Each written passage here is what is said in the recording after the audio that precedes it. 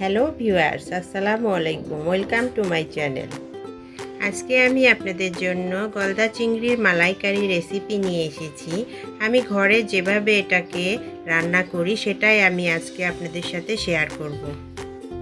চলুন এবার মূল রেসিপিতে যাওয়া যাক। দেখুন, এখানে আমি গলদা চিংড়ি নিয়েছি বড় সাইজের।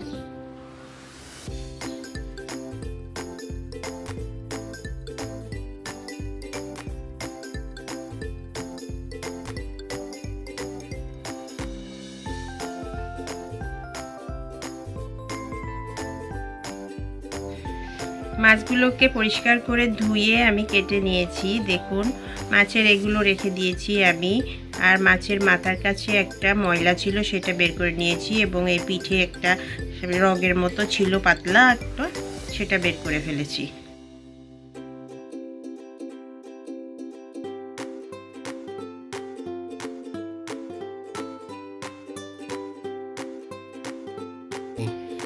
এখানে আমি হাফ চামচ হলুদের গুঁড়া, হাফ চামচ মরিচের গুঁড়া, হাফ চামচ লবণের গুঁড়া নিয়ে এগুলোকে একসাথে মাখিয়ে মাছগুলোর গায়ে মেখে নিব ভালো করে।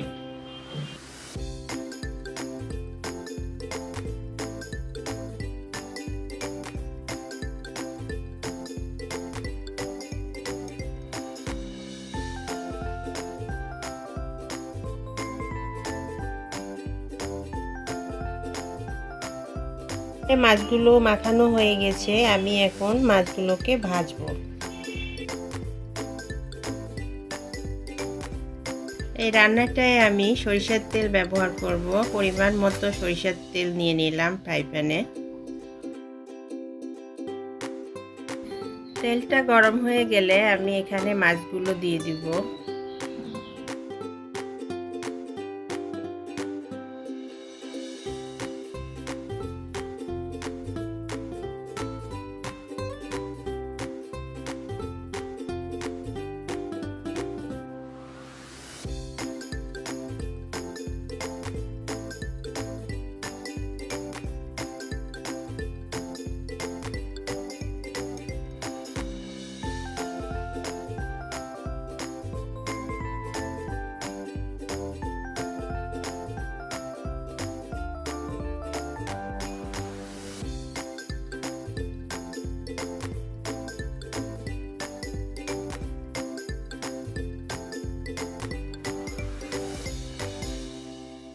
চিংড়ি মাছের দুই পিসটা ভাজা হয়ে গেলে আমি তুলে নিব। চিংড়ি মাছ আমি বেশিক্ষণ ভাজবো না, কারণ বেশি ভাজলে চিংড়ি মাছটা শক্ত হয়ে যাবে।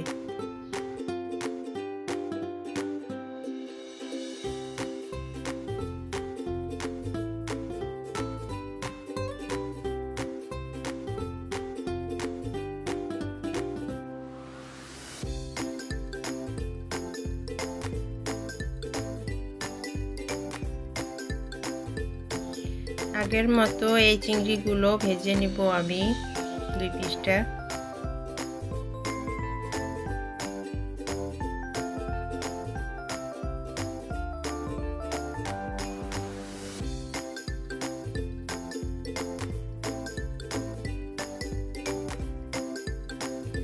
চিংড়িগুলো সব ভাজা হয়ে গেছে, আমি এখন এই চিংড়ি ভাজা তেলেই আবার মাছগুলোকে রান্না করব।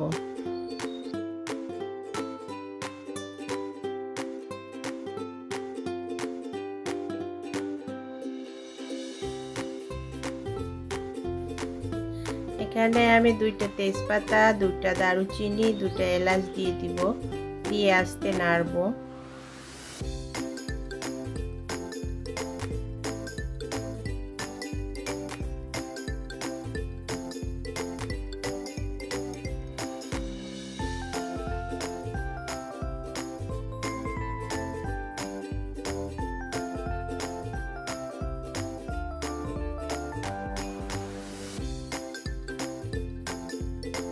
তখন নেড়ে চেড়ে এটাতে আমি এক বাটি পেঁয়াজ বাটা অ্যাড করব।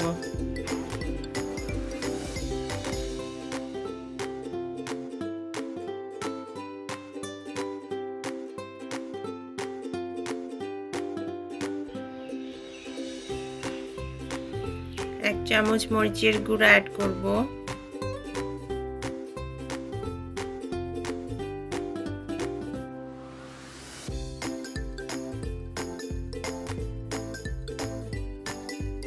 এখানে আমি সামান্য পরিমাণে হলুদ গুঁড়া দিব।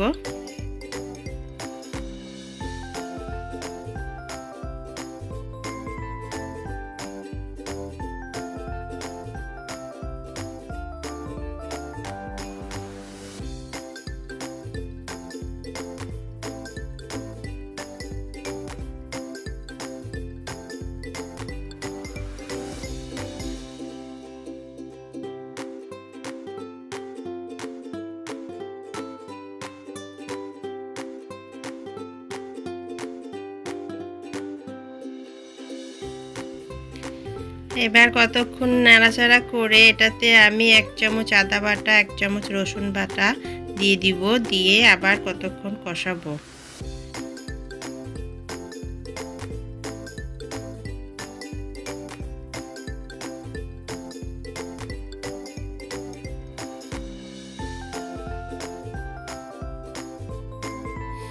মশলাটা কষাতে কষাতে এটাতে আমি আধা চামচ লবণ দিব। এবার এতে আমি 1 চামচ কাঁচামরিচ বাটা অ্যাড করব।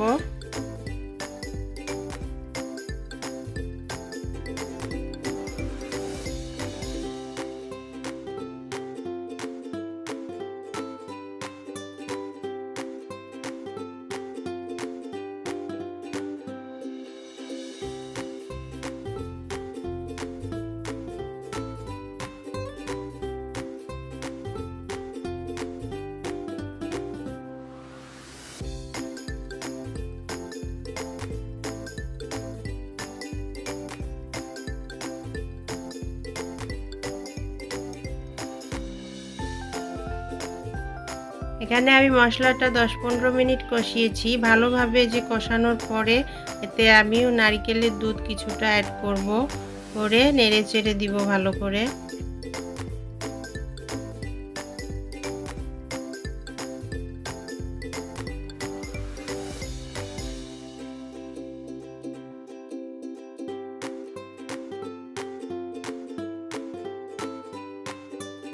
আমি আরেকটু নারকেলের দুধ অ্যাড করব।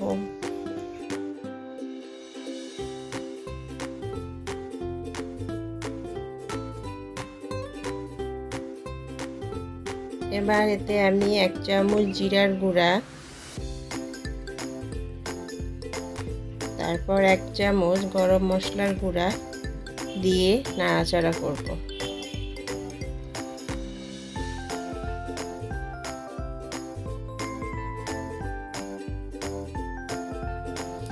মশলাটা কতক্ষণ কষিয়ে এবার আমি চিংড়ি মাছগুলো এটার মধ্যে দিয়ে দিব, দিয়ে ওলটপালট করে কতক্ষণ নাড়াচাড়া করব।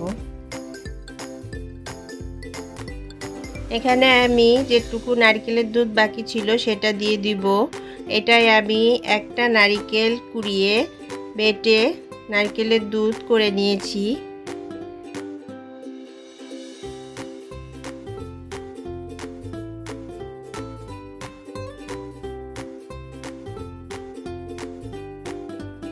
এটা স্বাদটা আরেকটু বাড়িয়ে দেওয়ার জন্য আমি এতে 1 চামচ বাদাম বাটা এবং 1 চামচ পোস্ত বাটা দিয়ে দিলাম।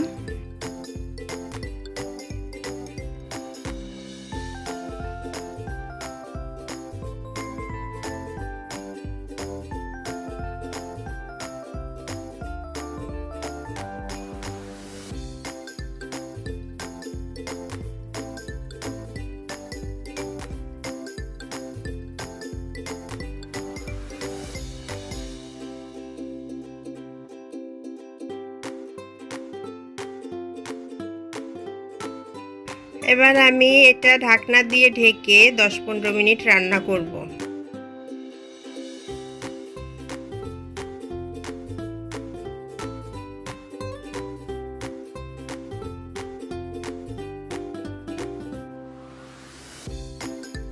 এখানে আমি 2-3টা কাঁচামরিচ দিব এবং 2 চামচ ঘি ছড়িয়ে দিব উপর থেকে।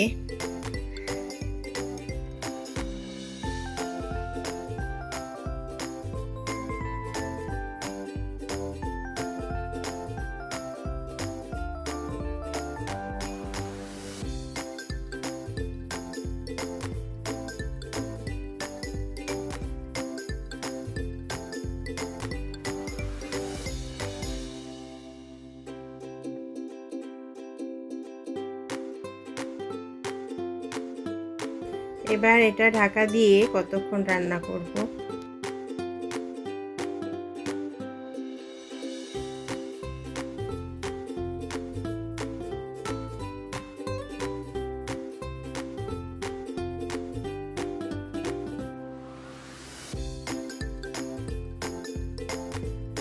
দেখুন হয়ে গেছে আমার চিংড়ি মাছের মালাইকারি। কি সুন্দর একটা ঘ্রাণ আসছে এবং কি সুন্দর কালার আসছে, দেখেই বুঝতে পারছেন। এই রেসিপিটা করে খেলে অবশ্যই ভালো লাগবে।